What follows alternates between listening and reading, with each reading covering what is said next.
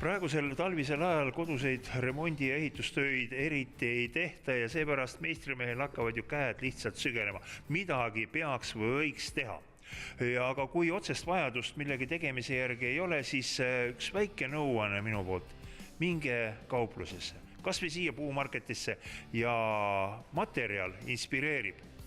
Vaadake siin ringi, leiate mõne materjali ja sealt tuleb ka mõte, mida võiks teha või midagi võiks proovida. Tegelikult esmane mõte mul neid liiste vaadates juba tuli, kuna mul tööriistakapis on mitu ülafreesi ja mul on ka üks väga huvitav freesirakis, siis ma võiksin seda freesirakist proovida ja sellisel juhul ilmselt kõige sobilikum materjal on liimpuit kilp. Mänd on võib-olla kõige tavapärasem, tegelikult võib-olla ma hiljem männi võtangi, aga igal juhul, kuna ma hindan, kui mööbli tegemiseks läheb, kõige rohkem ikkagi tamme, siis siin ta on ka tamme liimpuit kilp, suurepärane paksus on tal vist 16, sellest on mööblit teha väga hea ja siit suurest kilbist saab ju väiksemaid tükke ka välja lõigata. Aga kuna see mõte, mis mul praegu siin kuskil kõrval vahel on, ei ole ennem mul läbi katsetatud, siis ma tammega ei julge seda asja alustada. Ma lähen ikkagi võtan sealt männi liimpuit kilbi.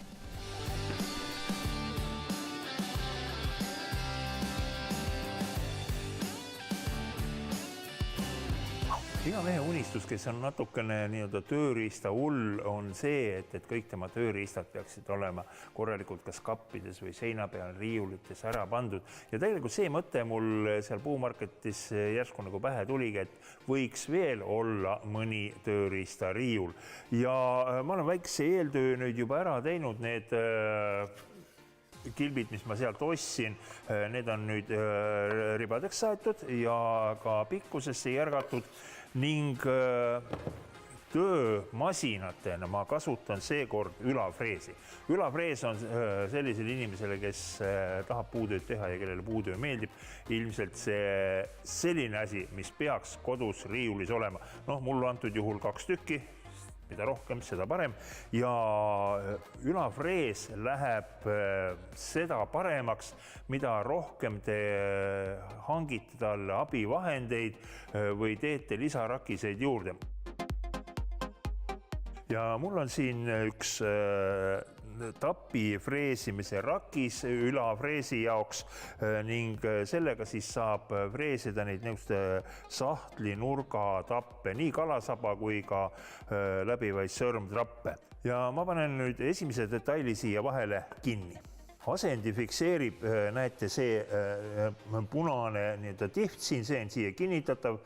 Pärast teiste tappide freesimisel me vahetame selle tihti asukohta ja vahetame tihti ning ma pean hästi tugevalt siia ülesse kinni suruma, et siis mul saab tapp õige sügavusega.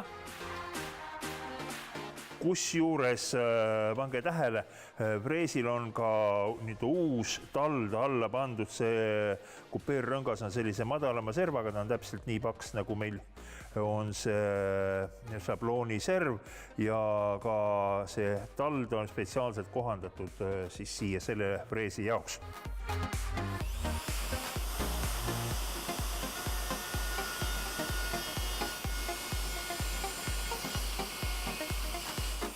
Nonii, esimene ots on freesitud, et nad nüüd omavahel kokku istuksid ja see sahtel jääks mõlemad pindapidi ühesugune, siis siit sellele peale vaadates on juba selge, et teine lauaots peab olema natukene teistmoodi hambajaotusega freesitud. See tähendab, et ma pean siin all küljes ühe vidina ära vahetama.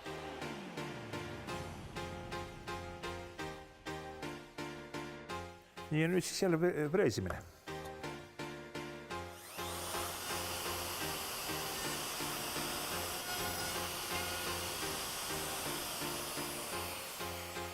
Ja see on see alati kõige huvitavam moment, et kas need asjad nüüd sobivad ka. Tegelikult süsteem on selline, et ta peab sobima. Ja no näete, ma ütleksin, et see tapp on korralik ja isegi suurepärane. Nüüd kasutame jälle seda võimalust, mida televisioon meile pakub. Ma teen natukene tööd, ilma et teile seda näidatakse ja siis hakkame juba edasi minema järgmisest etapist. Sellise suurusega mul see tööriistariiul, tegelikult oli ta selline planeeritud või mõeldud tööriistariiul ja kohver ühes koos, tal peaks tulema ka teine osa. Ja asja mõte on selles, et linnamees, nagu mina antud juhul olen ja neid selliseid linnamehi ja maakodu omanikke on ju tegelikult väga-väga palju Eestimaal ja kõik me oleme selles olukorras, et talveks tööriistad linna, et siin ka midagi teha, suveks jälle maale. Ja selles mõttes ma arvan, et selline kohverriiul oleks igati okei. Praegu mul küll liimi vahel ei ole veel siin tappidel, aga ma panen talle pingutusrihma ümber. Jah, nüüd on parasjagu jäik ja hetkel on vist üsna mõistlik kontrollida ka, kui taas on täpsus 1,132 millimeetrit. 1,132 täpselt millimeetri pealt, diagonaalid on võrdsed, see tähendab, et asi on kandis ja et see töö oleks jäigem ning näeks külgede pealt nagu ilusam välja, siis me peame panema talle ka põhja ja vähemalt minu meelest oleks mugav, kui me paneksime selle põhja talle mitte siit peale, vaid süvistaksime sisse. Süvistame sisse ja mul on nüüd sellel freesil, see on väiksemat tüüpi frees, ta on hakuga töötab ja mul on sellel siin laagriga freesitera vahel ning ta peaks andma umbes sellise lõike, et poole kilbi paksuse sügavuselt ta teeb siia soone sisse, aga tasa haljukesi ma proovin.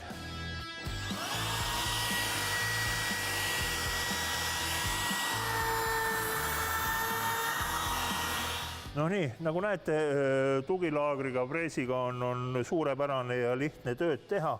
Nii et mis ma siis kokkuvõtteks ütlen, kui on frees kodus, siis ei ole ükski mööblitöö tegelikult liiga keeruline. Vastavate terade ja rakiste abiga saab teha väga ilusaid köögiuksi, riiuleid, kaste, no mida veel.